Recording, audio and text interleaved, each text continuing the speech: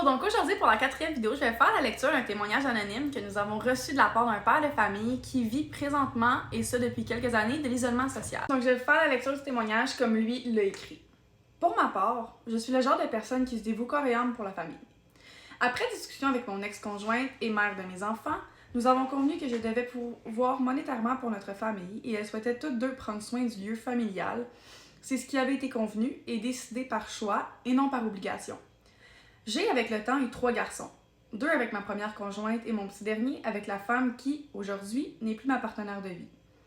J'ai toujours eu la responsabilité de pourvoir aux enfants et à mes ex-conjointes, ce qui m'a amené à devoir travailler plusieurs heures par semaine et même devoir travailler de fin de semaine et de soir pour combler les trous monétaires que la société nous inflige avec les hausses des prix. De mon côté, j'ai dû délaisser des amis pour travailler et être en capacité de pouvoir subvenir monétairement aux besoins de ma famille. C'est une des raisons pour laquelle aujourd'hui je suis séparée des 2 mères de mes enfants. Je n'ai su faire la part des choses et je ne faisais que travailler en croyant que c'est ce que je devais faire pour ma famille. Mais une famille se bâtit avec 2 parents et non un qui travaille et l'autre qui élève et prend soin de la maison. J'ai trop tard réalisé ce fait, ce qui m'a apporté aujourd'hui à devoir vivre séparée des personnes qui par le passé me tenaient à cœur et dont je croyais passer ma vie avec eux. Amis, cousins, cousines, frères, mères, pères et femmes. Je n'ai su leur donner l'attention nécessaire pour les garder dans ma vie. Ne me mettant pas toute la faute sur le dos, mais en étant conscient qu'à force de m'isoler par moi-même, en pensant prendre les bons choix de vie pour ma famille, c'était la bonne chose à faire. J'ai perdu énormément de personnes autour de moi qui m'ont considérée comme une connaissance et non un ami, car je n'étais pas présent aux événements, aux fêtes, aux baptêmes, aux soirées, à discuter autour d'un feu ou juste autour d'une table à jouer aux cartes. Je ne faisais que travailler. Aujourd'hui, je suis monoparentale de mon plus vieux que j'ai à temps plein. Mon plus jeune garçon est en garde partagée avec sa mère et moi. Et sans vouloir entrer dans les détails, mon deuxième fils nous a quittés en début de vie, ce qui a été une épreuve de plus à traverser. Et pour être capable de l'accepter, j'ai fait ce en quoi je suis performant. Je me suis encore plus lancée dans mon travail. Je me suis isolée de ma famille, je me suis isolée de mes amis, je me suis isolée de mes enfants pour me noyer dans l'ouvrage, pour subvenir monétairement à ma famille et oublier la perte de mon garçon.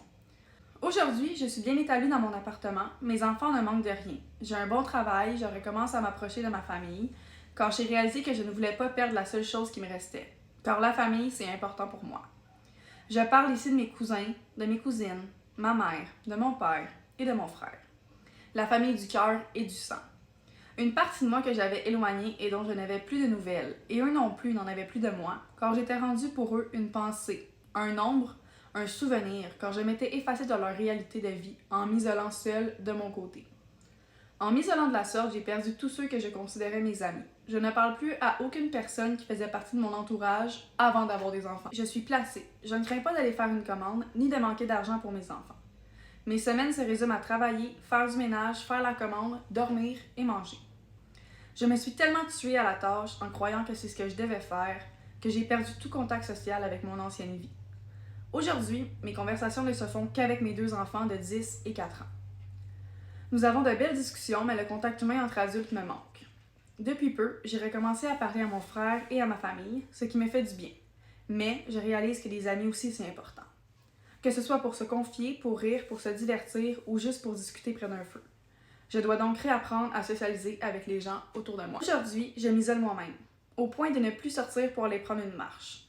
Cela fait des années que je ne suis même pas allée prendre un verre sur une terrasse pour décompresser de la semaine de travail ou simplement aller manger au restaurant entre amis. Je suis un grand amateur de paintball, mais malheureusement, mes choix m'ont apporté à donner tout ce que j'ai de temps, d'argent, d'amour et de dévotion à mes enfants. Je suis fière de mes enfants, mais je suis en train de me sacrifier à petit feu. Je suis exténuée, fatiguée et souvent démoralisée. Je suis à bout de patience, sur le bord de me dire que je ne suis plus capable. Mais je vois la vie qui est un chemin rempli d'obstacles et chaque petit sourire de mes enfants me rappelle que j'ai sacrifié beaucoup pour eux.